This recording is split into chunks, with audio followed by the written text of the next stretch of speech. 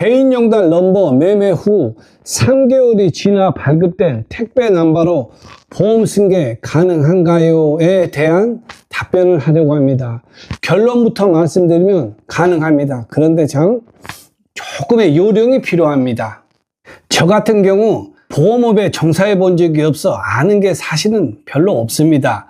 다만 자동차와 연결된 부분이 있어 조금 아는 것이 전부입니다. 자동차의 경우 차량을 다른 사람한테 이전한 날 이후, 즉 매매가 일어나고 나서부터는 그 보험사가 보험금을 지불할 의무가 없어집니다. 즉 오늘 차가 이전되었다면 오늘서부터 3년 이렇게, 즉 원인은 오늘 발생하고 보험 반환금 청구권은 3년 동안 가지고 있는 겁니다. 즉 보험 해약금은 오늘 달라고 하나, 내일 달라고 하나, 일주일, 한 달 후에 달라고 하나 금액은 똑같습니다.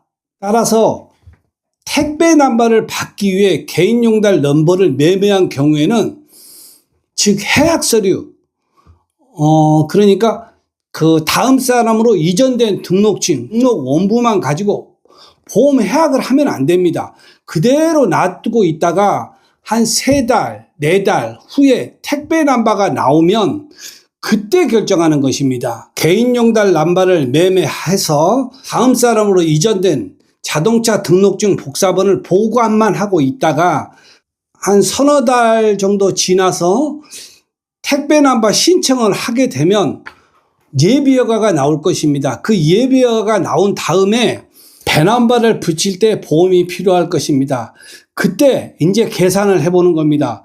개인용달 보험을 끌고 와서 승계하는 것이 유리한가, 아니면 택배보험을 신규로 가입하는 게 유리한가 계산을 하고 결정을 하면 됩니다. 택배업에 1년이나 2년만 종사할 게 아니라면 대부분 99%의 사람들은 택배 넘버를 신규로 가입하는 것보다 개인용달 보험을 끌고 와서 승계하는 것이 유리할 것입니다. 설령 그때 택배 넘버의 보험료를 계산해 보았을 때 개인용달 넘버에서 승계 오는 것보다 택배 넘버를 신규로 가입하는 것이 오히려 유리하다 하더라도 개인용달 보험을 해약하는 시점이 3개월 전이나 지금이나 해약금의 금액의 차이는 없습니다.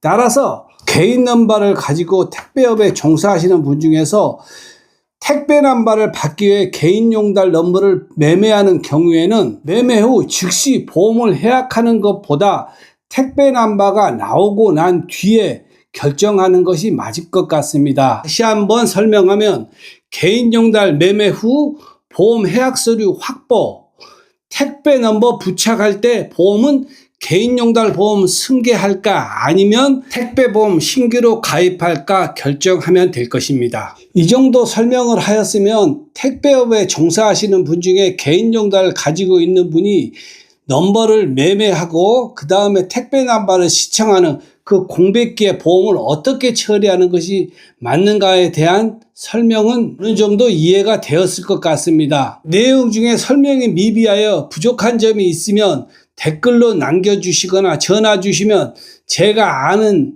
범위 안에서는 최선을 다해 설명해 드리겠습니다.